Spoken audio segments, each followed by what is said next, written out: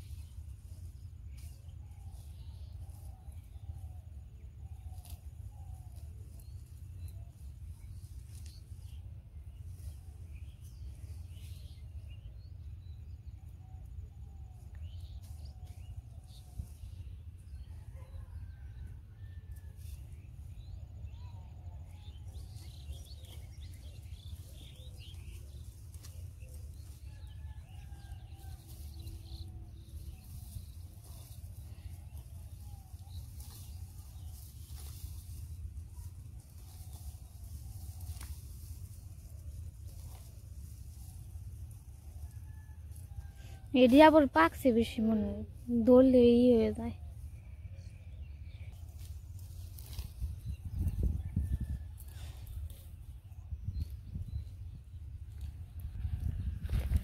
এই যে আর মা শস্য ছড়াইতেছে। আমি আবার গেছিলাম মির্জাপুর, তার জন্য সকালে 1 সময় আসতে পারি নাই।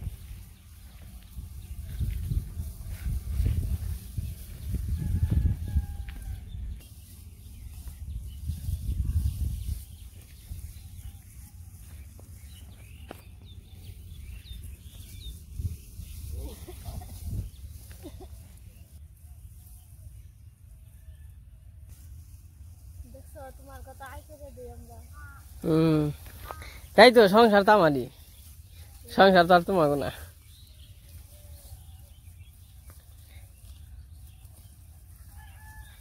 আচ্ছা, কি আয় করবো আমি বুঝি না, তাই না?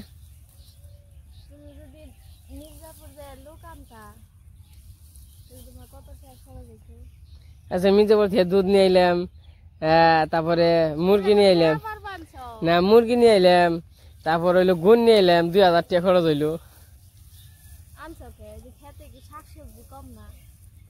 ভালো মন্দ তো কিছু খাওয়ার নাকি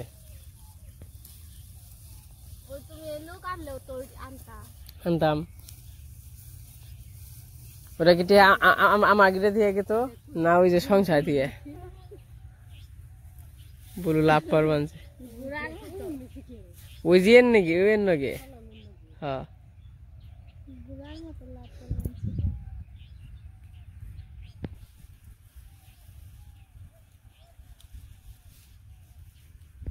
তো আমাকে সরিষা তোলা প্রায় শেষ হয়ে গেছে, এই যে এই পাশে। আর এই যে আমাকে সরিষা তোলা হয়ে গেলে তো বাড়িতে যে আবার গুড়ি ভাঙাইতে দেবো, চাল ভাঙিয়ে নিয়েছিল। তো আজকে পিঠা খামো, সবাই তো পরিশ্রম করলো, সবার জন্য ভালো খাওয়া দাওয়া আছে, সবার ভালো খাওয়া দাওয়া দিব তাই না? পরিশ্রম করছো, ভালো খাওয়া দাওয়া না করলে তো শরীরে শক্তি পাবে না, এনার্জি কমে যাবো গা।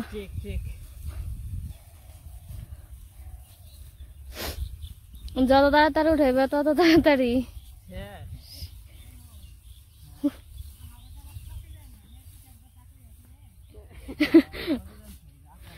কামো না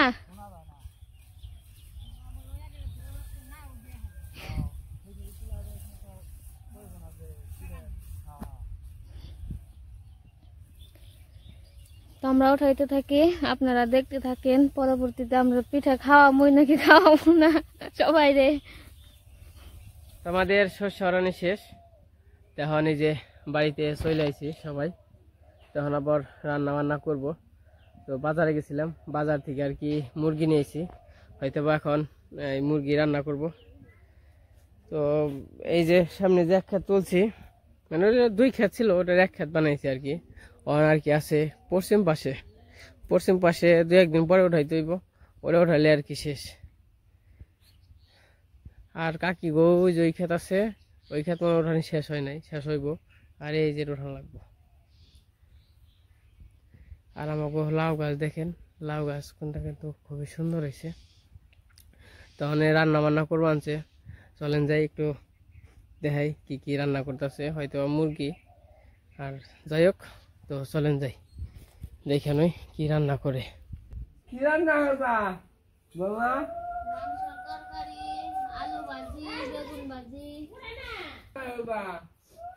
এরকম মাংস আছে, দিদি তো আবার মাংস খায় না, তার জন্য এই পাশে দিদির জন্য মানে আলু না, দিদি আলু ভাজবা, দিদি হইলো আলু ভাজবো।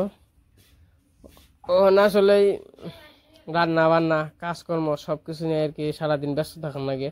এই যে সারাদিন কাজ করে আবার তাড়াতাড়ি করে রান্না বান্না করে আবার চকে যেতে হয়। তো যাই হোক, আজকে আর চকে জানাবো না, যেহেতু ক্ষেত ধান শেষ, আর পশ্চিমবঙ্গে যেটা আছে এটা 2-1 দিন দেরি হইব, তাই না?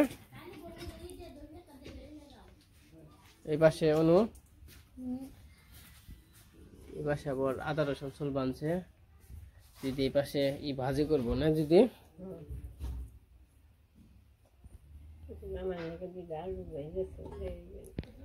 আর এই পাশে আমরা এখন খাওয়া দাওয়া করবো, যেহেতু দুপুর হয়ে গেছে, দুপুরটা আর কি করে নয়, খিদা লাগছে।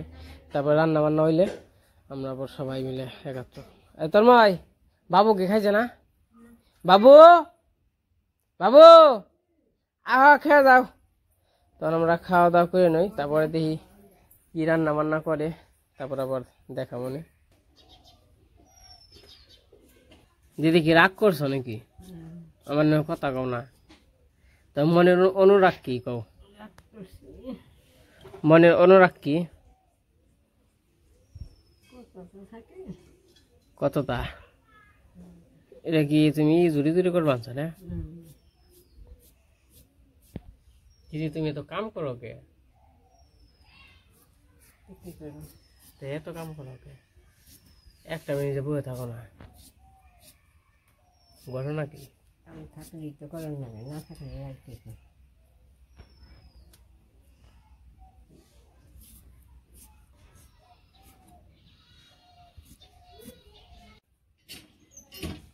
তো তখন আমি মাংস রান্না করবো, ভাত রান্না হয়ে গেছে। তো লবণ হলুদ মরিচ সবকিছু দিয়ে নেই, আদা রসুন পেঁয়াজ সবকিছু বাইটে নিছি।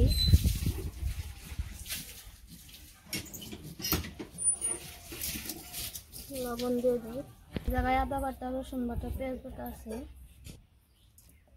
পেঁয়াজ আলু দিয়ে দিই,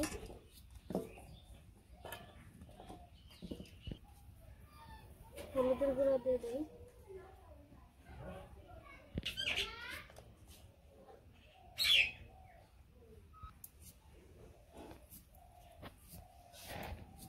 কাঁচামরিচ দিয়ে দিই। তারপরে গরম হয়ে গেছে, তেলটা দিয়ে নেই।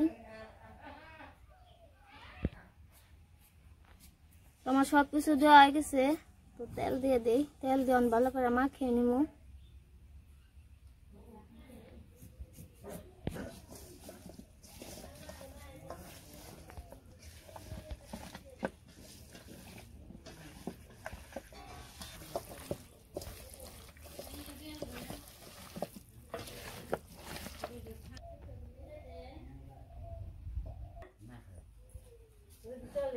না এই সেই মাল নয় 100 গ্রাম আনি দিন নেবেন আমি তো কইল আল্লাহ পাতলা এই সেই এটা তো পারবার না ভালো মাল নেই যদি পাশে তুমি অন্যটা কিনে দেবে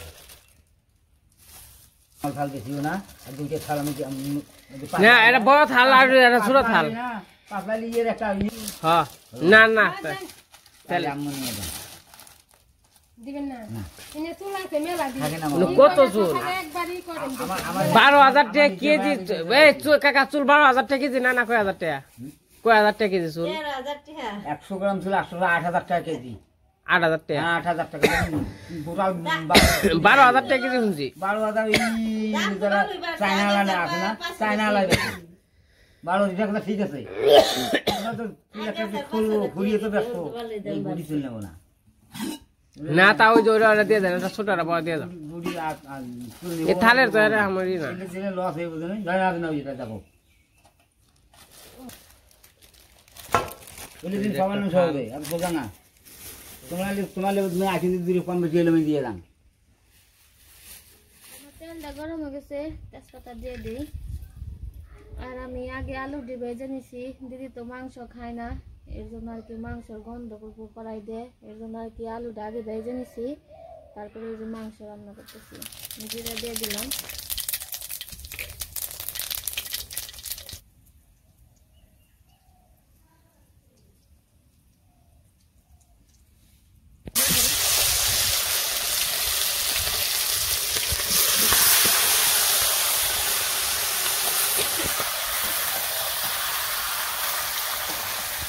সেই বাসনা বাড়িয়েছে মাংস স্বাদ হইব তাই না তাই একটু খাও মাংস কষিয়ে খাইলে আমার মাংস খাওয়ানো ওকে তো অন্য কিছু খাওয়ান যায় মাটি মাটি কষিয়ে খাওয়ান যায় তাই কাঁচা মাংস খাইতে হলো ইয়ের জামাই দুপুরের জামাই হ্যাঁ তাই না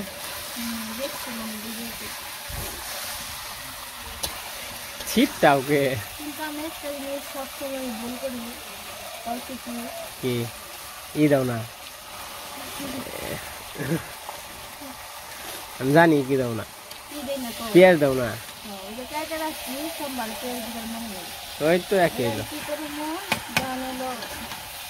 মাংসটা হয়ে যাবো, তরকারিটা নামিয়ে তারপরে আবার সোমবার দিই, তারপর সোমবার দিয়ে তারপরে গরম মশলা কাঁচি দিয়ে দিই, কাঁচা টমাটোটাই নেই। আজকে মনে আছে লাগে এখন আবার ভুলে গেছি কথা ভুলে যাবো যখন একটু মনে আছে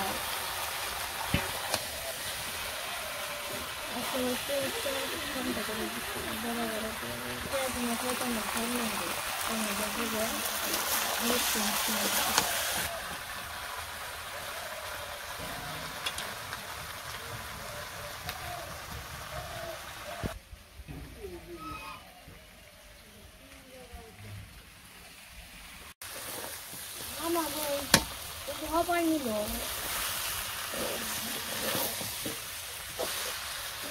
মুরগিটা কষানো হয়ে গেছে, জল দিয়ে দিব না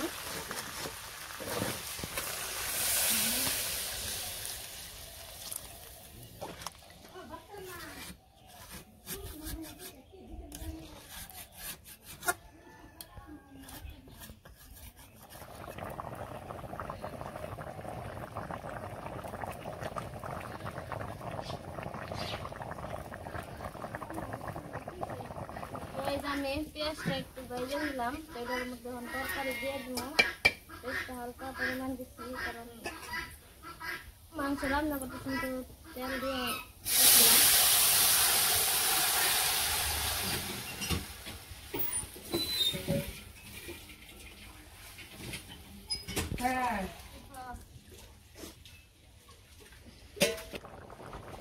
জায়গায় জিরার ফাঁকি, গরম মশলার ফাঁকি সব কিছু আছে, মানে এলাচ দারচিনি জিরা ফাঁকি দিয়ে দিই, দিয়ে তারপরে নামিয়ে নেব।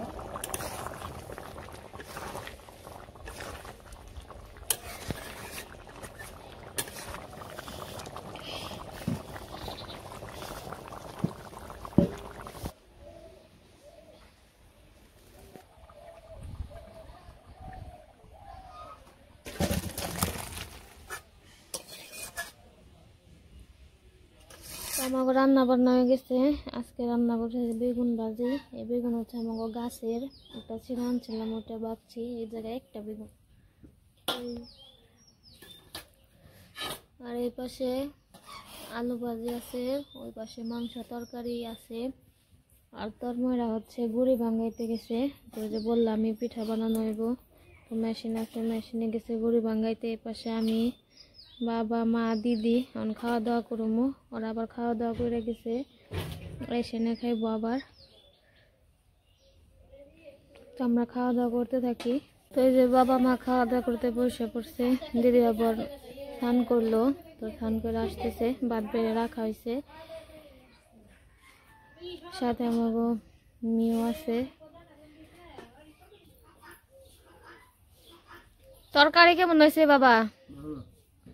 বাবা আবার আজকে শুধু তরকারি দিয়ে নিল, চরচড়িও নিব, ভাজিও নিব না, আলু ভাজিও নিব না, বেগুন ভাজিও নিব না, শুধু ঝুল।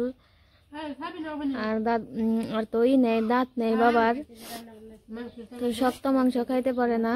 তো যে নরম যে মাংসটা আছে, ওই মাংস, আলু আর মেটে, এই তিনটা খায় না।